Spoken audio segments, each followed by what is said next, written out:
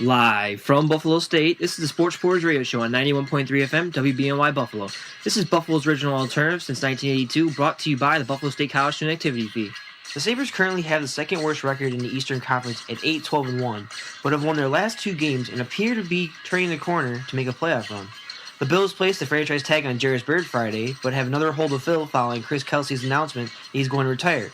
Last Friday, we went across the border to talk to Toronto Sun baseball columnist Bob Elliott about the AL East favorite. This week, we'll go coast to coast to talk to Los Angeles Angels postgame host Morgan Spokny about the AL West favorite. So, Leon, I understand you just ran the 40-yard dash. What did you prove to the team, the Kansas City Chiefs, that has the number one pick? Well, it's not up to the Chiefs to pick Leon. It's up to Leon to pick the Chiefs. How much faster do these shoes make you? Shoes don't make Leon faster. Leon makes the shoes faster. These shoes, I haven't even worn them once, but they already sold out. What about the hairstyle? Explain what went into that. When was the last time you did receive an actual haircut? Leon has never had a haircut in his life, and Leon don't plan on getting a haircut. They will make the helmet for Leon.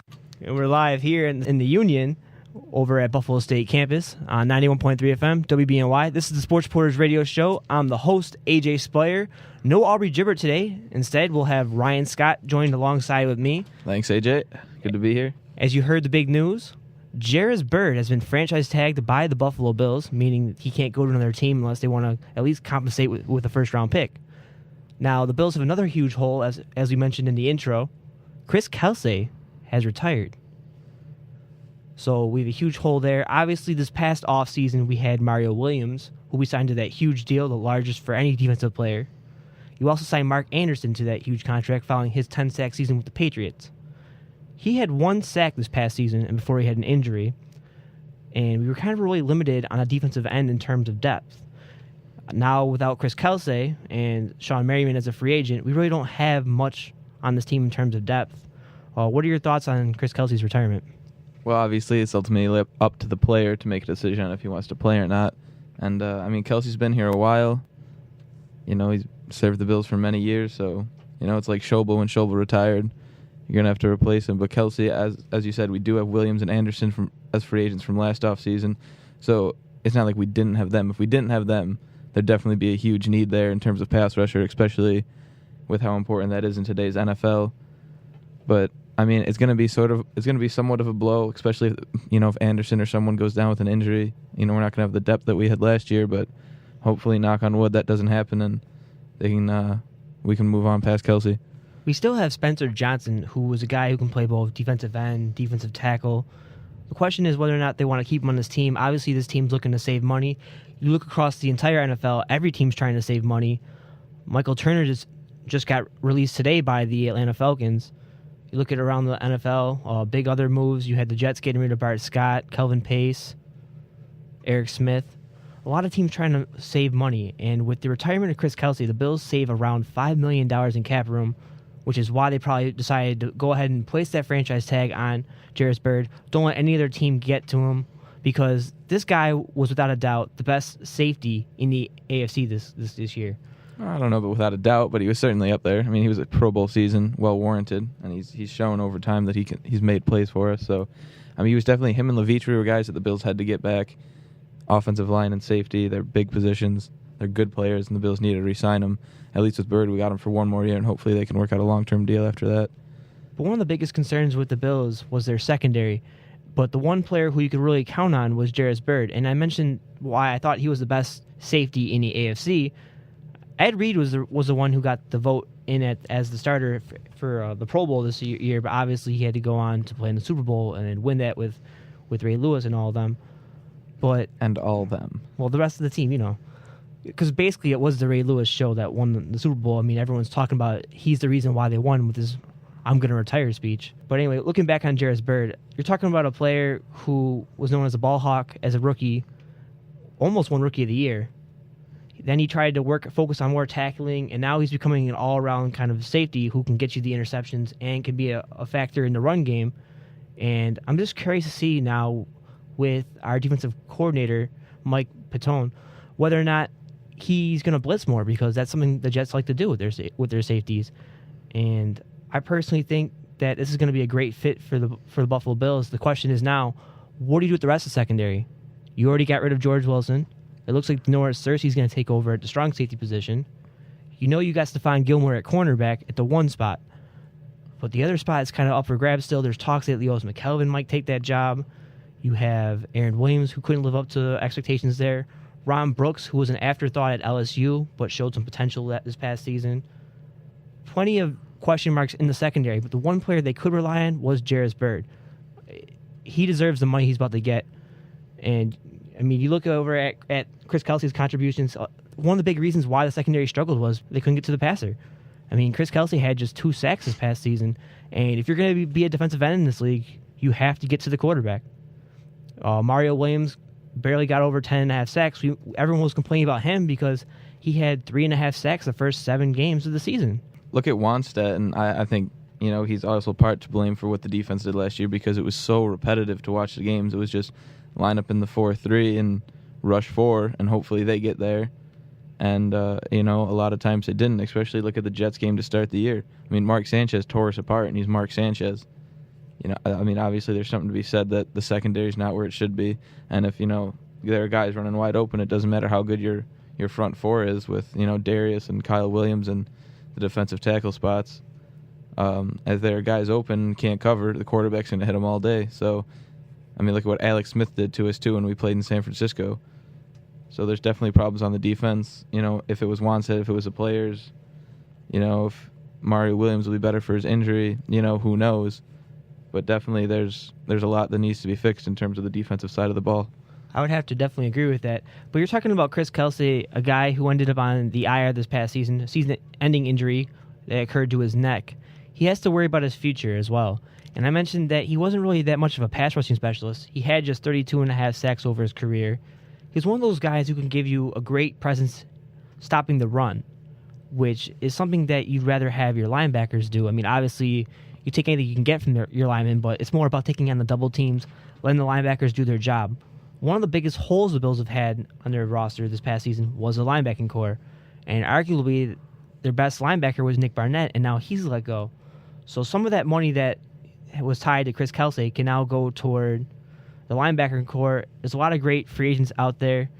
I'm just curious to see what will happen there. Obviously the Bills have the free agent pool, they have the draft pool. There's talks that maybe Monte Teo could be an option. I personally don't want him as my linebacker. What are your thoughts on the Teo situation? The Teo situation or Teo as a player? Because I think we have to address those as two separate things. Well, the whole situation is going to come back to haunt him wherever he goes. For the Buffalo Bills, you're going to have to hear about Lene Cuckoo for a little bit longer, his fantasy girlfriend. I don't know, I'm tired of that story. It's a weird story, and I think it makes him sound. This might be unfair to say. It makes him sound kind of gullible, foolish, naive, if you will. But look at the national championship game against Alabama. They got run off the field in the first quarter, and the whole game pretty much. It was over by the end of the first quarter. And Manti Te'o was nowhere to be found. He was missing tackles. He wasn't making plays. Alabama's the best team you're going to see. They're the closest thing to a pro team in college, and they absolutely steamrolled Notre Dame. So I think, Manti Te'o, he did make plays this year. What do you have? I think 9 interceptions for a linebacker, which is, remarkable, especially in college. Yeah, but look at the teams they faced against. Michigan State. None of those teams really jumped out and scared you. They faced USC. They kind of struggled toward the end of the season. The one team who really gave them a challenge was Alabama, but one could argue that Alabama is better than any other team in college because they have a pro-style system. Yeah. I'd definitely say Alabama. Alabama, I think, was head and shoulders above the rest of college football this year. But especially if we're staying at 8 where we pick, it's way too early to draft Manti Te'o. I don't think he's going to be the player you want with a top 10 overall pick, especially with a need at linebacker. If we didn't sign anyone else and it was all on him, I think it would be a mistake for the Bills and organization. Plus, you look at he ran, a 4.82 40 at the combine. And that was the other big question mark. This guy is someone who had a great career over at Notre Dame, but when the pressure came on him, the championship game and the scouting combine, he hasn't lived up to the pressure. And that's something you have to look forward to as a Buffalo Bills player because we haven't made the playoffs in forever. When we finally do, we want to win games. I would kill to make the playoffs, but if you end up going to the playoffs and getting blown out in that first game, is it really worth it? Yeah, definitely. Are you saying you'd rather have a year like this year or last year or any other year since 99, 98, when the last time we wasn't made the playoffs? Plus those huge games against New England, you have to show up for those games. If there's a team that we hate in Buffalo, it's New England. There's the whole rivalry between the Dolphins back in the 70s when they were beating us all those games. I mean, it's kind of irrelevant now. It's basically the Tom Brady versus the Buffalo Bills show because he's just dominated us over the past few years. You had the Sam Adams incident where the Bills won 31-0 in that game, and ever since they've really tried to stick it to us. Yeah, well, I mean, I think they do that to everyone. I think that's Patriots mentality. I mean, how many times do you look at the game and they win like 38-20 or something like that? That's just the Patriot way. But with the Bills, look at the game in New England this year when Fitzpatrick throws the interception in the end zone with, what was it, 30 seconds or something left. So, I mean, they don't make it easy when they lose to the Patriots, at least not anymore. Some of the times, if you remember the game, I think it was week 4 this year.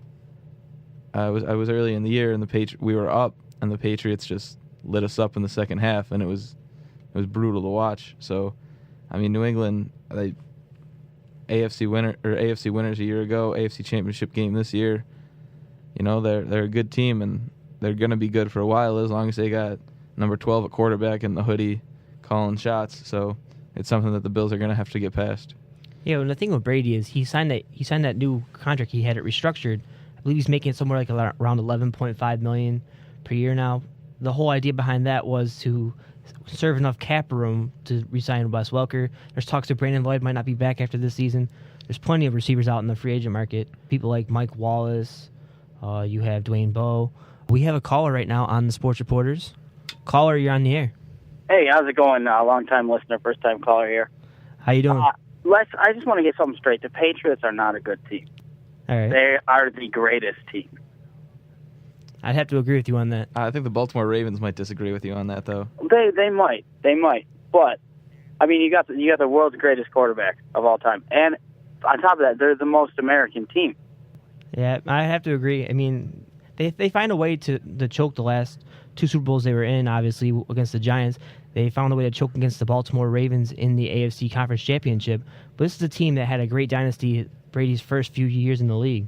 Nah, he wasn't good then anyway. He wasn't the Tom Brady we know now. Number 12, man, it's the numbers. It's all in the numbers. The other greatest quarterback of all time, Jim Kelly, number 12. Come on, man. That's just weird. So what are your thoughts, caller, since the Bills are heading into the draft, obviously, with a huge quarterback issue, would you go after one of the quarterbacks with your first overall pick or first round pick? Absolutely. Get rid of Fitzpatrick. I mean, what is he doing? He throws interceptions with 30 seconds left in the game, just like you guys were saying.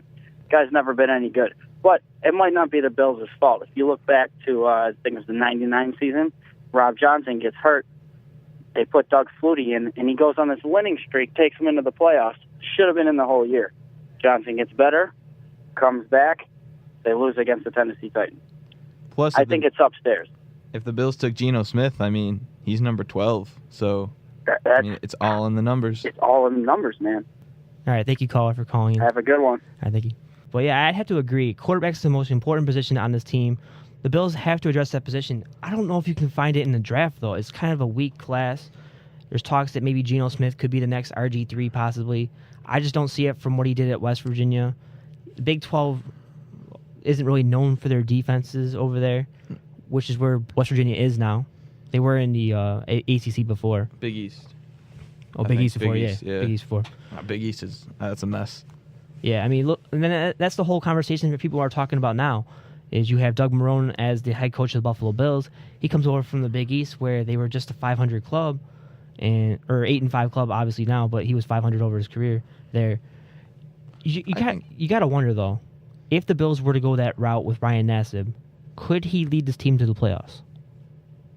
I mean, obviously that's, for scout and upper Bills management to think. As from what I've seen, I mean, he's not a first-round player. He'd be a second-round guy, I think. But, the way quarterbacks go, you look at 2 years ago, who was it? Locker, Gabbert, and Ponder were all taken first half of the first round, and some of those guys were supposed to go to the second. Last year you had Tannehill rise up stock boards late. Brandon Whedon, he was still a first-round pick. So quarterbacks always get taken in the first round. I think 2009 with Bradford and Tebow was the last time there were only 2 quarterbacks taken in the first round. And but the Bills, they definitely need a quarterback. It's a quarterback-driven league. Geno Smith, I don't think he's like RG3. Well, he's not, because RG3 is, a run-first guy. They use that pistol. I don't think if Robert Griffin III was in offense like in New England or in Indianapolis, he'd be as successful as he was with Washington. I think Mike Shanahan and Alfred Morris deserve a lot of credit for what they were able to do there this year. But I like Geno Smith. I think especially if we got him at 8, it'd be a good pick. I've liked him for a while at West Virginia. He started a lot of games there. He's got a good arm. He's big. He's got mobility. He's not mobile, like Vic or like RG3, but he's kind of like a Cam Newton breed where he can run, but he doesn't look to run. And then the other quarterback that I've seen being considered was Matt Barkley. No, really stay away from him, please. Yeah, I'm not a Barkley guy. Look at the USC players who've come out of there. You have Matt Leinart, who struggled over at Arizona. He had a huge stock coming out of college. Obviously, the years when they had Reggie Bush, Steve Smith, all those great players over there, just didn't pan out for him. He had a great offensive line. Really wasn't great defenses in the Pac-12 now. Yeah, but Pac-10 then. Yeah, I don't know. Matt Leinart, funny fact about him is like the 6th most hated player in the NFL. What has he done to anyone? He's like a third-string quarterback on like the Raiders now. Back then, hated? People considered him a Nick Lachey kind of person. He was a Yeah. Hollywood kind of type of person. He would always be out vacationing and stuff. Not quite like a Tony Romo where I'm going to Mexico during my off week during the playoffs, but you kind of get where I'm going with that. I don't know. I just laughed at that. But yeah, also you look at, Sanchez hasn't worked out.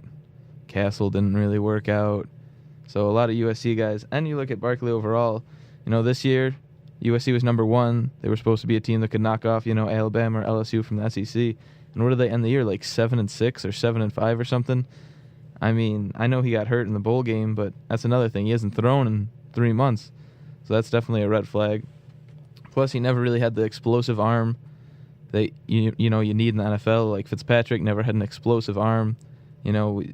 Offense struggled without that deep ball threat.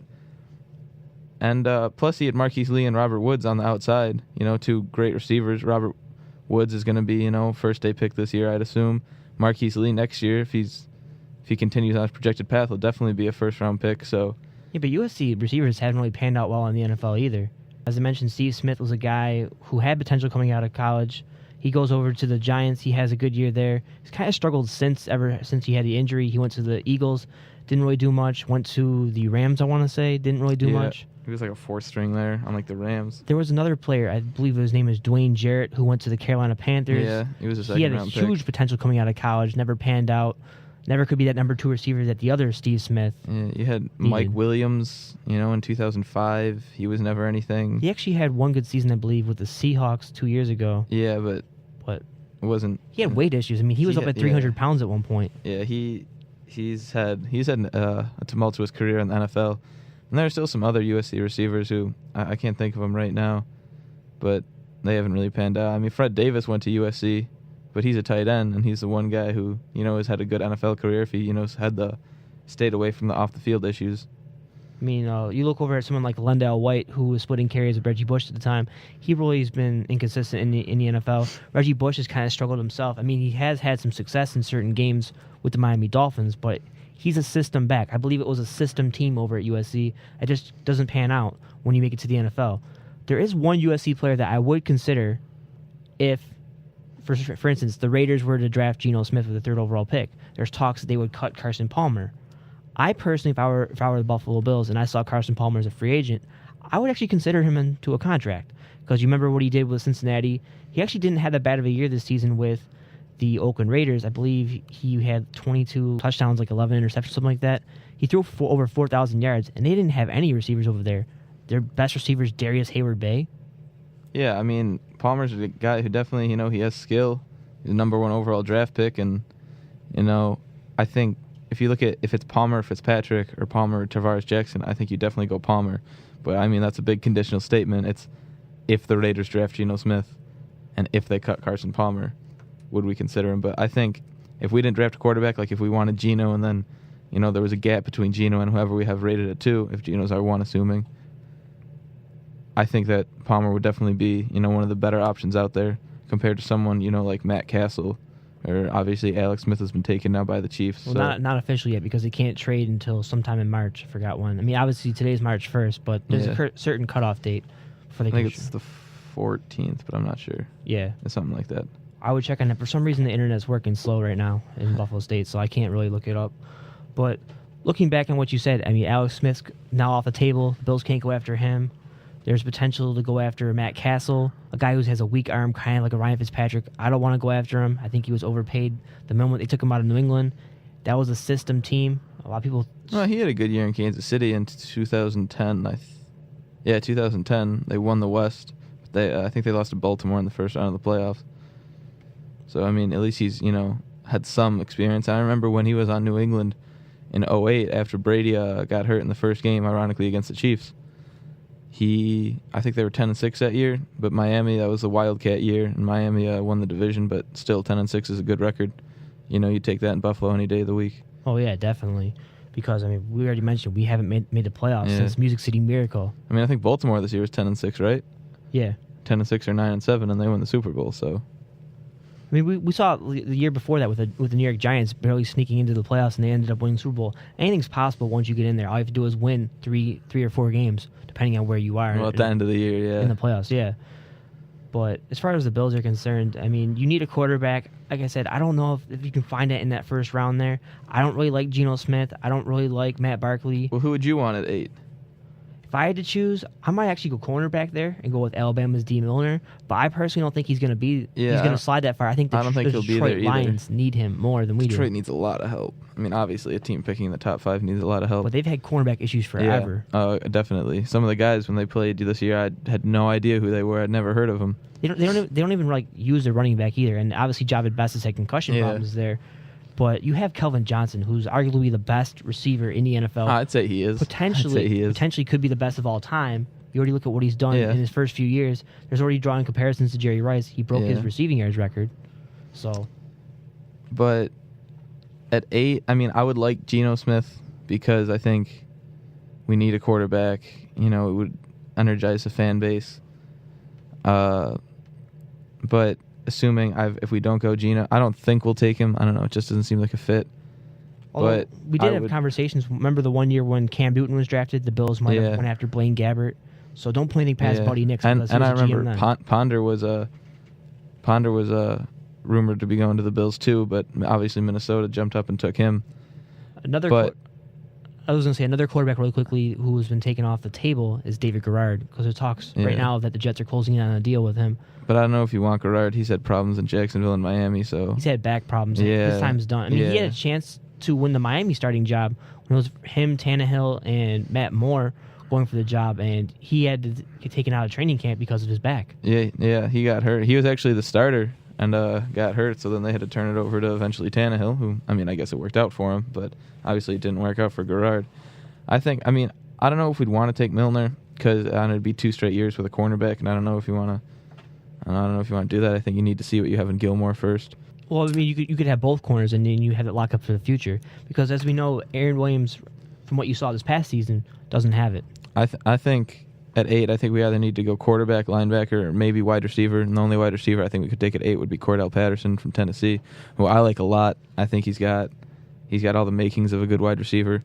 I want Alec Ogletree, the inside linebacker from Georgia. Yeah, I saw him going to the Bears and be pretty happy if that happened. Although now that Chris Kelsay's retired, that opens up the possibility to a Jarvis Jones move possibly, where he's a 3-4 linebacker Georgia, but he could come in here and be a 4-3 defensive lineman. Yeah, I like Jarvis Jones too. I mean, in college he made plays, but he's a number 1 guy on some people's big boards. Like I think he's number 1 on Mel Kiper's big board, but he's had some problems too at Georgia in terms of health. So that's why he's been falling down some drafts. There's another guy, Star Low 2 to Telly. I think I'm mispronouncing that name, but defensive tackle from Utah, who he was a top 5 pick, or at least projected to be one. And there was a complication with his heart, and he had to leave the combine. So now he's falling down the board. So if that's a one-time thing and it's an anomaly, the Bills could possibly look at him if he's still there. I don't really think we need a defensive tackle, though, because you have Kyle Williams, you have Marcel Darius. There's talks about the Bills possibly still going to a 3-4. I know that Patone in his current system, wants to do a mix between both 3-4 and 4-3. Yeah, that's what I was thinking for a 3-4, because if I'm part of a believer that I say put Carrington in there. If the guy you don't want isn't there, take the best available player. Like, look at what the Lions did with Sue and Fairley. Last time we had that strategy, we ended up drafting C.J. Spiller and then trading Marshawn Lynch for basically a bargain deal to the Seattle Seahawks. And look at him now. He's like the 3rd best running back in the league. Ooh, I don't know if I'd go that far. Rushing yards wise, he was. Rushing yards. So Alfred Morris is the second best running back in the league, in your opinion? According to this year, he was. But then again, you get to look at the system he was in. You have to, Obviously, you look at the with system. RG3. You look at carries you had. I mean, clearly Adrian Peterson's number one, but I don't think you can dismiss guys like Ray Rice in Baltimore. But they currently have another free agent who they need to address, which is Andy Levitre. You look over at Andy Levitre, he's going to command a lot of money. The Bills saved a lot of money with Chris Kelsay, around $5 million. Obviously, some of that money has gone now toward Jairus Byrd. The question is, how much do they have left over? Do they have enough to go for him, to go out there and sign some linebackers? I got a feeling that Andy Levitre is not coming back, and the Bills are going to have to sign linebackers and potentially go through the draft to get another guard. If I'm the Bills, there is a player who I would consider from North Carolina in Jonathan Cooper, who had a great season. He grades as a 94 overall on Mel Kiper's board. I think it's a possibility. I don't know if I'd go 8 with a guard. I mean, you look at the Bills. Yeah. His pass history with Mike Williams at the 4th overall pick. I mean, I don't know. I really hope we re-sign Levitre. I mean, I think franchising Byrd aids in that process, and Kelsay retiring, some cap relief there also helps that to re-sign him. But he's been a good player. The Bills' line was so bad for so long, offensive at least, that I think when you find a good player who works there, I think you gotta keep him there. I got a feeling the Bills are gonna, whoever they pick, they're gonna end up trading back in the first round, in the late part of the first round. I believe Mike Mayock from NFL Network was mentioning if teams want to go back in the draft to go get a first round quarterback, it'll be in the late round. They'll trade back in there for it. Because obviously you can afford that risk now where you couldn't in the past. You look at the Oakland Raiders who had a bust with Jamarcus Russell, the first overall pick, ended up giving him around $12 million per year, and obviously you saw how that panned out. He ended up getting really overweight, kind of in the Dante Culpepper range. Yeah, and he had codeine syrup or something like that, some weird problem. You always got to do your homework as far as character and stuff, and that's one of the big reasons why Monty Te'o actually fell off the board. And in fact, some teams have actually questioned whether or not he is a homosexual, which can affect the locker room. I mean, Jeff Garcia kind of had an issue like this in San Francisco. Well, it might have been more a Terrell Owens issue, but I don't know. There's been talk about asking people their sexual orientation at the combine recently, but I mean, I don't know. It'd be another. I think it would hurt Manti Te'o. I think if that happened, I think it'd be another red flag for teams. I'm not saying it's a bad thing. I'm just saying, you look at the culture of the NFL. I think a lot of teams would be hesitant to have a guy on their team who was how many current homosexual athletes can you name in the NFL? Not really. No, in the NFL? No current active players have come out and said they are. No, in the NFL, NHL, MLB, and NBA, there's no current active players who have admitted to. So you have to wonder about the recoil effect of him. And if he were to come out and say he was, I'm not saying he is. Yeah. But say he was, for instance, he's going to become the first player. I don't want to say it turns into a Tebow kind of circus here, where obviously Tebow with the God thing, obviously. With the God thing.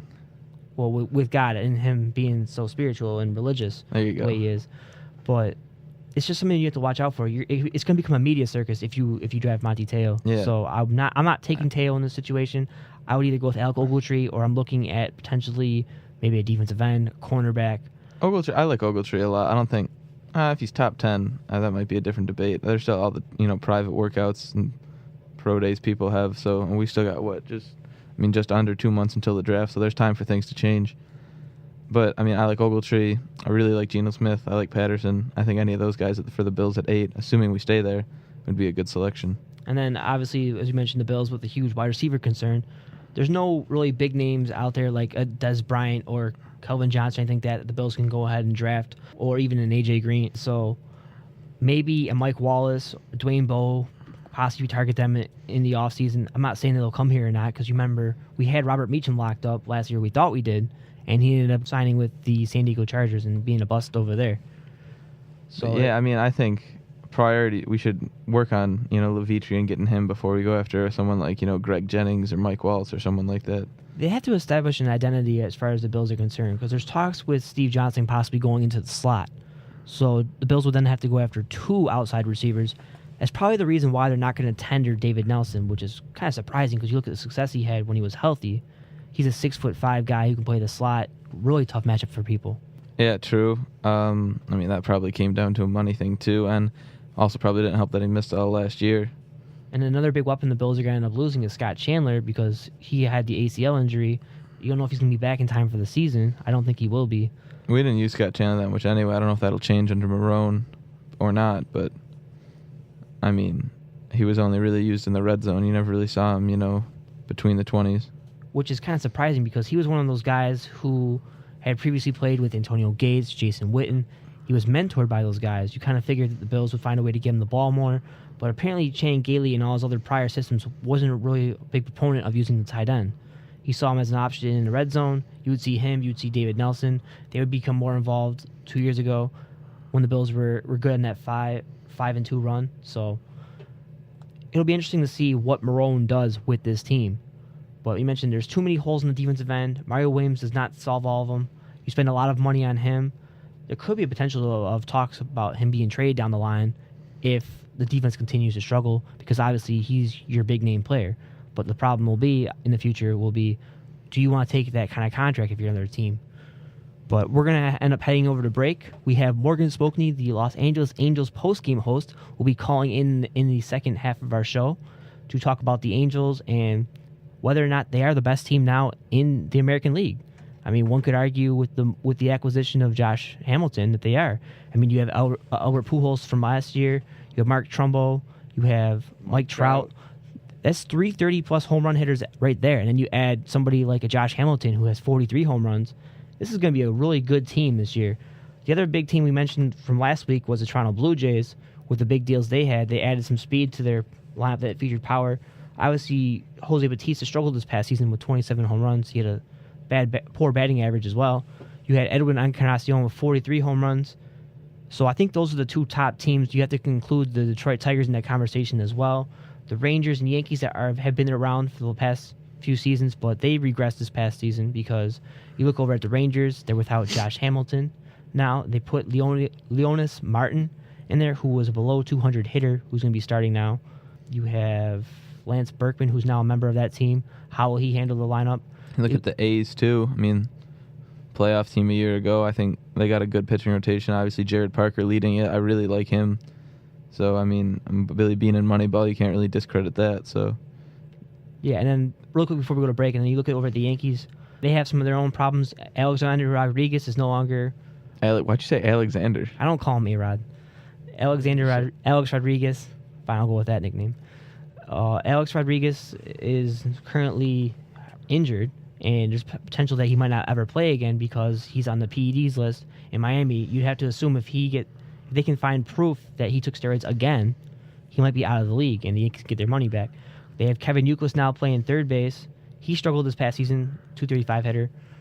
You have Curtis Granderson, who's injured. Brett Gardner's coming back from injury. No longer have Russell Martin at catcher. Chris Stewart currently is going to start there.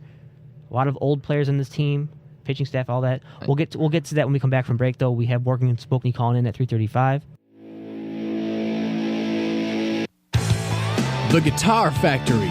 We sell, we trade, we buy. Located in West Seneca's Southgate Plaza, the Guitar Factory offers repairs and lessons from personable and highly qualified teachers for students of all ages and skill levels.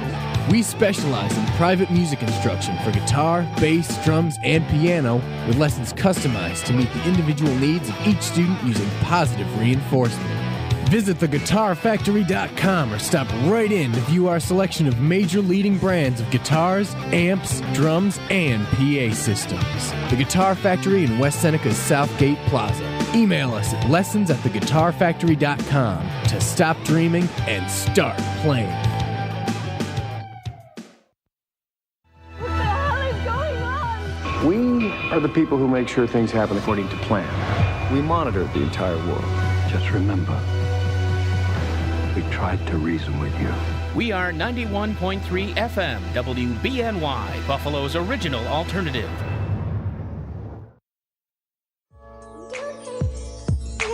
Come and join DJ Star every Saturday from 2 to 4 p.m., playing your favorite jams in R&B, hip-hop, and gospel music.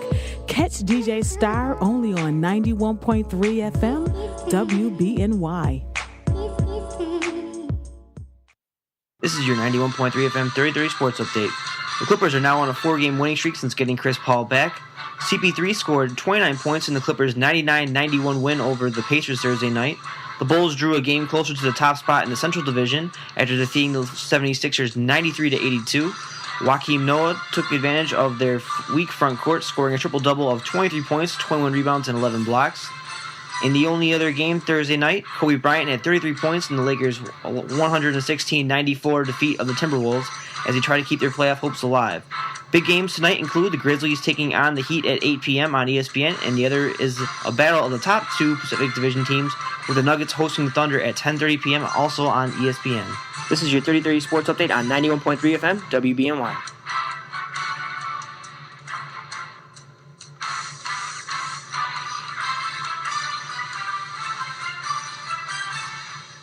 And we're back live here on the Sports Reporters Radio Show. I'm the host, AJ Speier, joined alongside Ryan Scott here in Union on Buffalo State campus. We will be having Morgan Spokny call in pretty soon, the post-game host for the Los Angeles Angels. Can't wait to have him on our show. Can't wait. Huge offseason again for the Angels. Last year obviously didn't work out. You had Pujols and C.J. Wilson as the huge players who came to the team.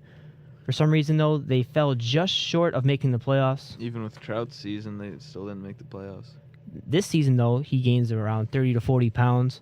You kind of have to wonder what's going to happen to him this season. Is he still going to be that guy who can get you 49 steals?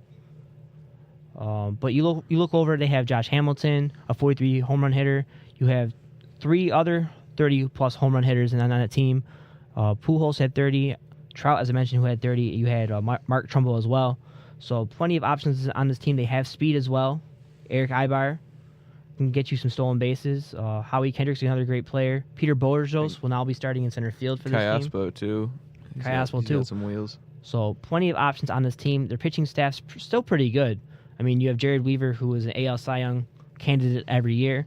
C.J. Wilson, who was the ace for a time being in Texas. They went and acquired Jason Vargas and Tommy Hanson in trades.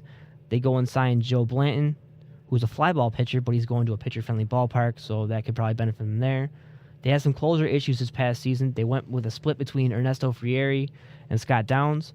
This season, they signed Ryan Madsen, who missed this past season with Tommy John surgery. There's still question marks whether or not he'll be there for the start of the season, but you have to figure that their bullpen issues have gone down. We have Morgan Spokny currently calling. How are you doing today, Morgan Spokny? Doing pretty well. How are you? I'm doing great myself. You look over at your Los Angeles Angels out there, another huge offseason for them. What are the expectations for the team this year? Expectations are to make the playoffs. I think that was the expectations last year. I think while it was a good season, it was an enjoyable season, clearly the expectations were not met. So I think you're setting the bar about 90 wins. Team won 89 games, fell short by a couple of games last year. I think they'd like to win at least 90 games, if not more. And then you talk about last season. I mean, this is a team that had huge expectations. They had an offseason that included signing Albert Pujols, C.J. Wilson, but they missed the playoffs. Why do you think they fell short of expectation? Well, they started 6-14 to start the season. That was a huge hole that they fell in, quite an impediment to overcome. Started playing good baseball, but ultimately the theme of last year was inconsistent play. Good play, terrible play. We're never able to really put it together throughout the entire season. And obviously that's easier said than done, right? I mean, every team attempts to do that. Very few teams can do that. But they were inconsistent. I think this year they need to be consistent more so than they were last year. And I think the biggest hurdle for them is going to be the starting pitching. You look at what they have. You have Jared Weaver, who's a staff ace. C.J. Wilson was a staff ace for a half a season last year, and that was one of the issues last year. C.J. Wilson was not a staff ace in the second half, and after that, it's a bit of a patchwork quilt. You bring in Tommy Hanson, who's been good in the past, but does come with some injury concerns. Jason Vargas has 2 good years under his belt, but it's yet to be proven if he can do that with the Angels. And then it's kind of either Joe Bland, maybe Garrett Richards. I think Joe Bland comes in as the number 5, but I do think Garrett Richards has the opportunity to surpass him and take that spot. But ultimately, it's going to come down to the pitching and health. But when you bring in Josh Hamilton, this is a guy that's only played more than 150 games one time in his career. So you're asking an awful lot for him to go out there and play a full season. He's only been able to do that one time. So that, in my opinion, are the two biggest issues for this team going forward, the health of Josh Hamilton and the pitching staff. And you're looking at a team who's going to lose Torrey Hunter, Kendry Morales, but as you mentioned, they have Josh Hamilton now. This is a team that has 330-plus home run hitters before Josh Hamilton. Now you add in a 43 home run hitter. How much has this team improved from last season? I think that's yet to be seen. I think Josh Hamilton is a hell of a ball player, but he had some serious issues last year in the second half, and I think he comes with some serious question marks as well. There was an interesting study done on him, basically looking at how he performs against the top 40% of pitching in the league and how he performs against the bottom 60% of pitching in the league. Basically what it says, he absolutely dominates against the bottom 60, and he's so-so against the top 40. So what that indicates is when you get to the playoffs, he might not be the guy that's going to really carry you throughout the playoffs. He might be able to get you there, but he's not going to be able to necessarily lead you. He's not necessarily a clutch player. So I think that's one issue. You also look at the production you got last year from Torrey Hunter, ridiculous. I mean, you look at what happened at the end of the year, and he was in the picture as a legitimate MVP contender. I wouldn't necessarily vote for him, but I think he was a top 10 player consensus throughout the league. That's going to be difficult to replace. I do think it was a little fluky. If you look at him, his BIP last year was abnormally high. So I'm not sure if that's really production that the Detroit Tigers are going to get this year, but that's going to be tough to fill. And you look at the pitching. Urban Santana, Dan Herron didn't have great years last year by any stretch of the means. Not great, but they have been good performers in the past. So, as I just alluded to a couple minutes ago, you brought in some pitching, and while they might be able to match what you got last year, are they going to be able to match what Irvin and Dan had done for you in years past? So, yeah, I think they're a good team. I definitely think the Angels have the ability to surpass 90 wins. But let's say, for instance, the pitching doesn't meet expectations. Let's say Josh is injured. Maybe Peter Bourjos doesn't play as well as you think he can play. You might find yourself on the outside looking in once again. As you mentioned before, it's a huge difference in Los Angeles now with them spending so much money. In 2002, the Angels had a payroll of $62 million. They won the World Series that year. In 2017, the Angels will owe just Pujols and Hamilton $58 million. Why have the Angels decided to change their business philosophy to become the Yankees when it comes to spending? I think this is another interesting discussion because I think one of the adages in sports and particularly in baseball where there is, a soft luxury cap is that winning isn't necessarily connected or paralleled to spending money. And with that said, I do believe it makes sense to spend. You have seen teams, I think, spend around $100 million and be successful. I think what that adage really indicates is teams like the Yankees that were up at around 200, maybe the Red Sox at 180, didn't necessarily win a championship every year, but they were in contention. And I think baseball is a crapshoot, right? You look at the winning percentage for baseball, and a really good team is going to win about 600% of the time, right? So they're not going to win as much as a really good football team or a really good basketball team, but they are going to win their fair share of games. So I believe personally in spending, and especially when you look at the TV deals that have been thrown out there recently, the Angels got a $2 billion deal, the Dodgers got a $6 billion deal. So I think when you are playing with monopoly money and you look at a ball player and the opportunity to maybe gain 3, 4, 5 wins in a season, and it's only going to cost you $150 million, maybe in the case of Pujols, $250 or so, it does make sense, especially when you also consider that Pujols is pretty much already paid for Pujols. As soon as you brought him in, you got the TV deal, you got additional revenue, he brings people, he excites people, and I think if you can do that and you only spend a fraction of the money that you just basically were able to receive, it does make sense. But, as I said, kind of to lead off, it doesn't mean that they're going to win a World Series, and as you pointed out, in the past, they were able to win a World Series and not spend. So it's an interesting situation, and there are no parallels between spending a certain amount of money and winning, but I think it does help. But as we have seen in the past, it can't hurt. There are teams that get too old, and their life cycle as a team isn't able to restart. There is no genesis of a team. You don't get the hot prospect, and eventually your team becomes a little lackluster, a little old, and you start living in the past and not living in the future. You look at a team that didn't spend a lot of money last year, and they never do. They're known for this, is the Athletics, who actually won the AL West, who, they've made typical athletic moves. And then you got the Rangers and the Yankees, who don't seem to be as good. And then you have the Tigers and Blue Jays in the American League, who seem to have improved. Where do you think the Angels rate this year with other teams in the American League who seem to be elite? Right, I think they're on par. And I think if you look at any of those teams, they have question marks. I'm interested to see what the Blue Jays can do, right? They bring in a lot of good players, some young players, to an already pretty good, nucleus of players, and they had some injuries last year. So I think they're a team to watch. But with that said, they've never done anything in the past. Doesn't mean they're going to do anything in the future. I think they're improved. You look at the Yankees, good team, but I think they have taken a step back. Plus you throw in Granderson breaking the forearm. I think that's going to be an issue. And that team, as I just kind of spoke about a minute ago, I think that's one of those teams that really does need to evaluate where they're at because they need some injection of new talent. It's a team that's pretty old, been getting old. But, if you look at the Yankees, everyone's always trying to put their finger and say, that team is too old. They need to rebuild. And somehow they basically prove the naysayers wrong. You look at the Red Sox, I think they're going to be better than they were last year. I think there's no way that team was as bad as they were last year. And I think they have made a step forward. The Rangers losing Hamilton, losing C.J. Wilson 2 years ago, I think they might take a step forward or backwards as well. But you do have Jurickson Profar. You have a hot prospect. I think there is some talent there. So, to answer your question, when you look at the Angels in comparison to the rest of the league, I think they're on par. I think they are a playoff contender. And, also you can throw in the mix the A's. I don't think they are going to be as good as they were last year, or the Orioles are going to be as good as they were last year. But they are teams, they are contenders who could, give you a run for your money.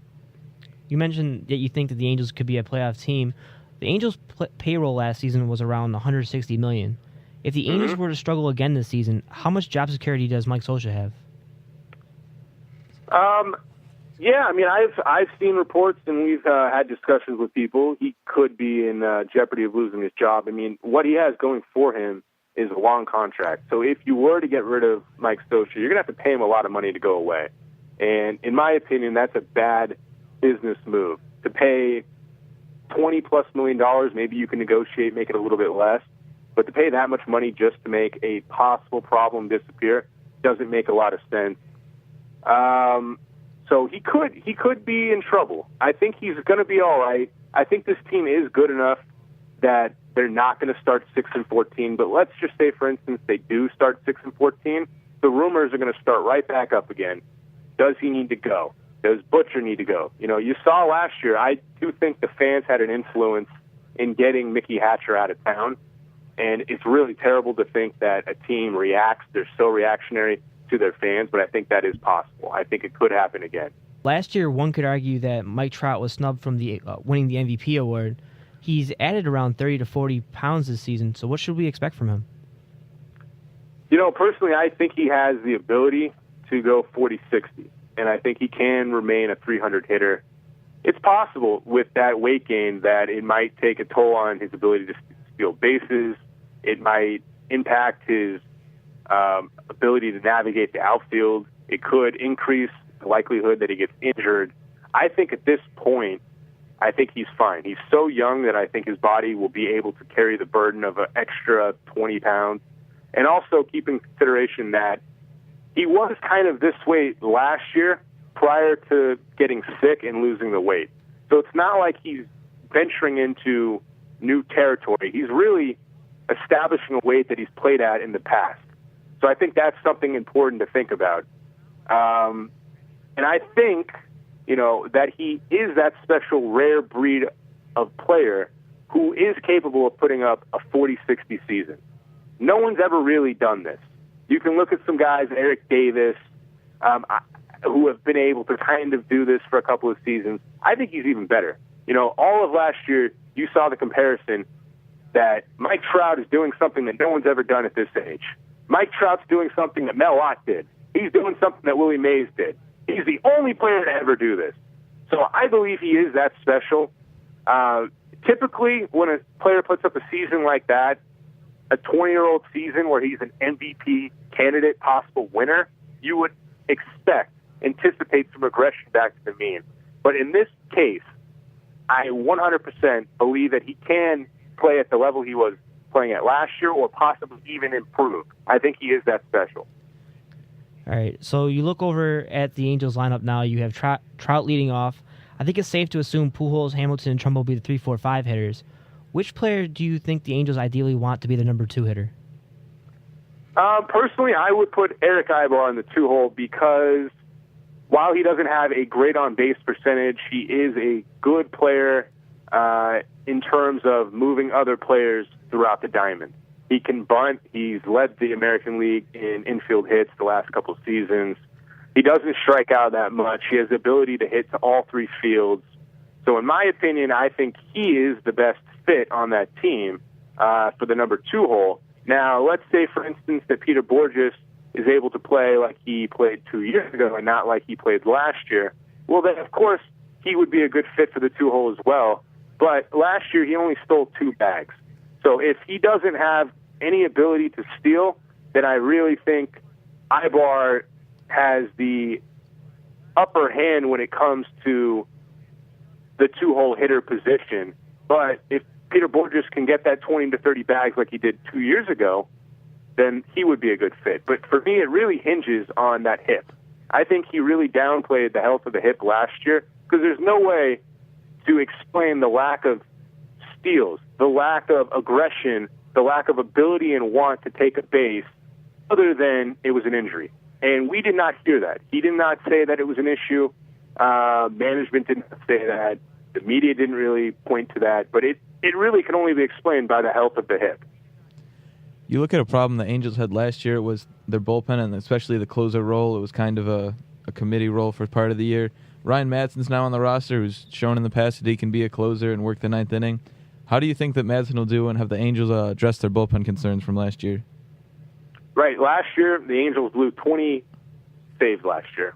Basically, they went into a game, had the opportunity to win 20 games, and were not able to do it.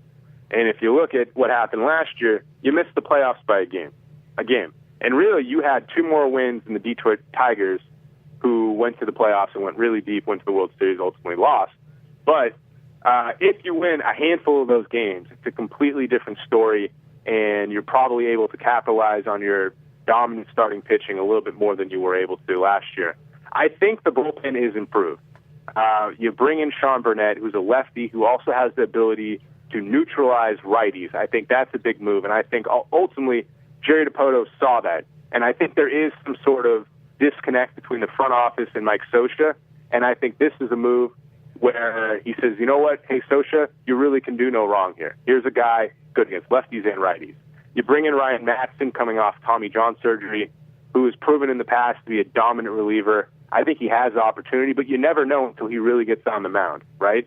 He could be great, he could be terrible, and there's also a chance that he could be great in 2 years, and this is the year where he really kind of loses the training wheels and regains his ability, and we might kind of be the guinea pig to allow him that opportunity to proceed and see what he can do next year. So I think that's an issue. But I think you look elsewhere, you bring back Scott Downs, who was dominant in the first half. I think the injuries kind of took a toll on him in the second half, but I think he's going to be all right. Kevin Jepson really was a surprise in the second half, a guy that throws close to 100, but really has no secondary pitch, and his control can be iffy. But he proved to us that his control was a little bit better in the second half, and he did develop a bit of a second pitch. Ernesto Frieri was flat-out ridiculous last year. So I think when you look at that core group, and then you throw in Garrett Richards, who no longer might be required and asked to serve in the starting role, and if you can put him in the 6th, 7th inning, I think you have the making of a really good bullpen. Now, with that said, there really is only one guarantee, which is Ernesto Frieri, and even that isn't necessarily a guarantee because this is his second year in the American League. So it's possible that people are able to make more adjustments because we saw the last couple of weeks of the season last year, he wasn't quite as dominant as he was for 90% of the season. So with all that said, there are some question marks, but I feel like given the question marks, I'm still happy with where the bullpen is. And I think we have the opportunity to make a lot of steps forward based on where we ended last year. We're talking right now with Los Angeles Angels postgame host Morgan Spokny. Los Angeles has been in the news a lot, obviously, because of the basketball and the baseball moves. You have the Lakers with the Dwight Howard and Steve Nash. You look over at the Clippers; they have Chris Paul and all the great moves they had over there as far as their depth. You look over in baseball, though, you have the Angels with Josh Hamilton, but then you look at the Dodgers and all the moves they've made so far. Which team do you think is going to win the battle for Los Angeles this season? Well, I think on paper, both teams look like they have a serious opportunity to go deep in the playoffs. With that said, the Angels were unable to do that last year. And the Dodgers, even after they acquired Josh Beckett, Crawford, Adrian Gonzalez, Hanley Ramirez, were not a very good team that actually struggled to score runs. So I think you look at both teams, and there are a lot of similarities. You have Kershaw, you have Jairus Byrd, you have some staff aces. You have pretty good talent. I think offensively on paper they both look really good, but I think also there are similarities that both teams might underachieve. And I hate to say that, but I think that's a realistic possibility, is that both teams do underachieve. The Dodgers, have a great opportunity in the NL West, and with that said, they weren't able to capitalize on it last year, so I'm not sure they're going to be able to capitalize on it this year. But, both teams, I think, are going to be exciting. I think both teams do have an opportunity to go deep, but I think they need to put it together before we can really consider them a serious contender, much like the Lakers. On paper, they look great, but what happened? They are one game under 500 right now. So, this was one of the things I kept saying last year, to kind of relax the fan base, is saying, you know what, I know we're not doing great, but on paper we should be. And I do think more times than not, what is on paper does come to fruition, but it doesn't mean that it always comes to fruition. Now, obviously here in Buffalo, we're used to having underachieving teams like the Buffalo Bills and the Sabres. Over there, you have all these off-season headlines with the Lakers, Clippers, the Dodgers, and Angels. Kings win the Stanley Cup. Kings win the Stanley Cup. What's it like living in Los Angeles right now? Well, the weather is beautiful today, so weather is always a non-issue out here. Sports-wise, I think, to be honest, I think our fan base is kind of fair weather, and I think, you can see what happened with the Lakers. I think a lot of people have abandoned ship, and maybe that's rightfully done, maybe that's premature, but I think the fan base is a little fair weather. But it is, as you pointed out, a great time to be a LA sport fan, because there are a lot of great stories. And I think ultimately what is, to bring us full circle, what is most important is that the owners are doing everything in their power to put forth a good product. And I think as a fan, that's all you can really ask for. No one can go out there and guarantee a championship, a Stanley Cup. No one can guarantee a World Series. But what I can do is guarantee you a good experience and guarantee that we're going to be in it till the end, and I'm going to do everything in my power to make us entertaining, exciting, and a quality product. All right. Thank you, Morgan, for calling into our show. Good luck to your Angels this season. Hopefully the Rally Monkey can come through and bring them a championship. Thank you. Appreciate it. And hopefully things are going well for you out in Buffalo, and maybe the Knicks can turn it around and make a good push to the NBA Finals. I'm praying they do. But thank you for calling into our show today. Of course. Thanks for joining us. Take care anytime, man. Appreciate it. Bye. All right, thank you, man. Yep, that was Morgan Spokny, the Los Angeles Angels postgame host, calling into our show, talking about the Josh Hamilton acquisition, obviously, and the expectations for the team this year. One could argue that they are the favorites to win the AL West season, maybe even the American League. My co-host is shaking his head. What are your thoughts on the AL race? I like the Athletics. I think they have one of the, I think they have one of the best pitching rotations in all of baseball, really. And especially if Brett Anderson's healthy all year. You look at what he did last year when he came back. I think he was 5-2, and I think he had like a 2.3 ERA. You know, he helped get the A's that AL West championship. He was actually 4-3, 2.57 ERA, but yeah. Yeah, I knew it was pretty good. I remember he had a good return from his injury. They always make, you know, athletics moves. I think they got a Japanese shortstop to play for him this year. Yeah, Hiroyuki Nakajima. He hit 312 in Japan this past Yeah, year. he was good in Japan, and you know they still got Cespedes, they got Josh Reddick. You know, I don't know. I like the A's. I like Billy Beane. Obviously, they're not. You know, they don't have the firepower the Angels do, but I think in the AL it's actually Detroit. Don't sleep on Brandon Moss, though, for Oakland. He had 21 home runs in just 84 games this past season, so he's another guy to look out for. He's going to be starting at first base now. Everyone knows they have a great outfield. Coco Crisp, Yoenis Cespedes, Reddick, and then Seth Smith over at DH. They have some great players on this team. I could see a potential run for them, but I'm kind of concerned about their pitching staff.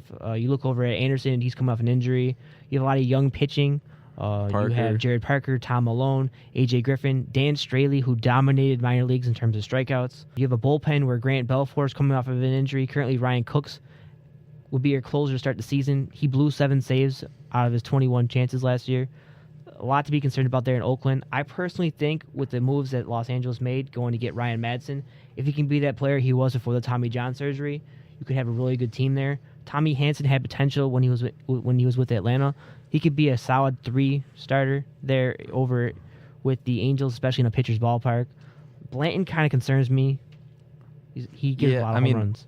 Blanton throws like he's a normal like bottom end starter in Philadelphia. You know, I think he would top out at like 88. You know, he's just a run of the mill pitcher. He's nothing special. But you know, I look at who'd they lose? Irvin Santana. They lost Santana, Greinke, and Dan Herron. I mean, they definitely downgraded, I think, with Hanson, Blanton, and... They ended up getting Jason Vargas as well. Yeah. Vargas is a pitcher who I wouldn't sleep on either, because you look at what he did with the Seattle Mariners. They really didn't have much offensive production this past season. You go to a team like the Angels and look at that lineup. I mean, this is a guy who could potentially maybe even win you 20 games. I mean, I know that might sound kind of bold saying it right now, but you look at what he had in Seattle. 20 games is, I don't know, that's lofty for a 4-starter. Yeah. I still think Detroit's the best team in the AL. They've got the best pitcher in the AL. That was the thing. They've got the that was best the thing with player the in the Athletics this AL. past season, is that the reason why they didn't make it farther in the playoffs is because they had to face Verlander twice. He ended up beating in both those games. They dominated the other pitchers on the Tigers. So yeah, but you have Verlander. You know, you got that ace. It's a pro that the Tigers have, and don't forget Victor Martinez is going to be healthy this year. Or well, yeah, but you don't know what he's going to do because he hasn't played in the year. Yeah, at least I was going to say at least that comes with a grain of salt. They still got Cabrera. They still got Prince. They still got Austin Jackson, who I like a lot. And obviously they won the AL last year, so I still think that they're the best team in the AL. Are we crazy to start writing off the Texas Rangers? I mean, I know you lost a 43 home run hitter in Josh Hamilton, but you go and you add experience with A.J. Pierzynski at catcher. You add Lance Berkman as a DH. Leonis Martin kind of struggled. He was a 174 hitter this past season. But you go and you have David Murphy, who can play left field now. You have Mitch Moreland, who has potential to become a potential Pujols kind of hitter at first base. He had 15 home runs, but he has potential. Their rotation kind of concerns me. Alexi Agondo really wasn't used as a starter this past season. He's going to be put in that role. Martin Perez will be the number 5 starter for that team. He really hasn't done much in his career. He had a 5.45 ERA this past season. But you look at Darvish, Derek Holland, Matt Harrison, 3 good pitchers on the team. But I just don't see them competing well with the Angels in Athletics. I personally think the Angels are going to win this division. Athletics will challenge for the wild card, and maybe the Rangers don't make it. But they have a lineup that I think will give a lot of pitchers problems. But you look over at the AL East quickly before we end our show. You have the Rays with their pitching. You have the Orioles, who really didn't do much to their staff. The Orioles aren't that good. That was a fluke. The biggest acquisition they had was Alexi Casilla this past season. He's going to be a guy off the bench who provides you speed and defense. You look over at the Blue Jays with all the moves they made. They're going to be a tough team this year. You look over at the Yankees with their injuries. They're probably going to fall off. I would have to say it's pretty much between the Angels, Blue Jays, and Tigers. Yeah, well, the Blue Jays, you still got to see how they work. I mean, I think they should. I hope they do, because I still like Reyes and Dickey from their Mets days. But I mean, you obviously got to see how they all work together. Yeah, but you look at their lineup real quickly. Jose Reyes, he's a guy who had 40 steals this past season. Melky Cabrera, who was leading the league in batting average before the 50-game suspension. You have Batista, who was a former home run champ. You had the Edwin Encarnacion, who had 42 home runs. Rasmus used to have potential when he was with St. Louis. Lowry's a great prospect who's playing third base, who's really starting to come into his own. Lind, who has hit 30 home runs before. And then you obviously have J.P. Arancibia and Emilio Bonifacio, 2 other up-and-coming players in this league. Look at their pitching staff. Ari Dickey, you mentioned, a 38-year-old knuckleballer who doesn't throw it like Tim Wakefield. He throws you faster knuckleballs. You have a former Cy Young candidate now in Josh Johnson, who's coming off a Tommy John surgery 2 years ago, struggled with Miami this past season, going to a hitter's ballpark. You have Mark Burley, a fly ball pitcher who's thrown no-hitters in perfect games. He's an innings eater. It's going to really help their bullpen. Brandon Morrow, who is one of their better pitchers up and coming. Ricky Romero, who struggled this past season as an ace. Now he's down to the number 5 spot. You expect him to do better. The only big problem on the Blue Jays, I would say, is Casey Jansen as your closer. Yeah, I could agree with that too. But as you got to see, look at the Angels last year. It didn't work out for them. So yeah, I mean they would be who I call the paper champions right now for the American League. You know that the Yankees and the Red Sox and the Rays are always going to steal some games from you. So. Yeah, but again, the Yankees have regressed so far this season. So they're still the Yankees, though. They'll still win 80-plus games easy. The Red Sox, I think, will be right around that mark, too. And the Rays always, they got David Price, who won the AL Cy Young last year. And they got other guys like, I think, Matt Moore. No, not Matt Moore. Yeah, Matt Moore, Jeremy Hellickson. So they always have good pitching. So that division, I think it'll take the Blue Jays down a peg. All right, this is going to wrap up our show, though. I'm the host of the show, AJ Speier, joined alongside by Ryan Scott. This is the Sports Porters Radio Show. Signing out.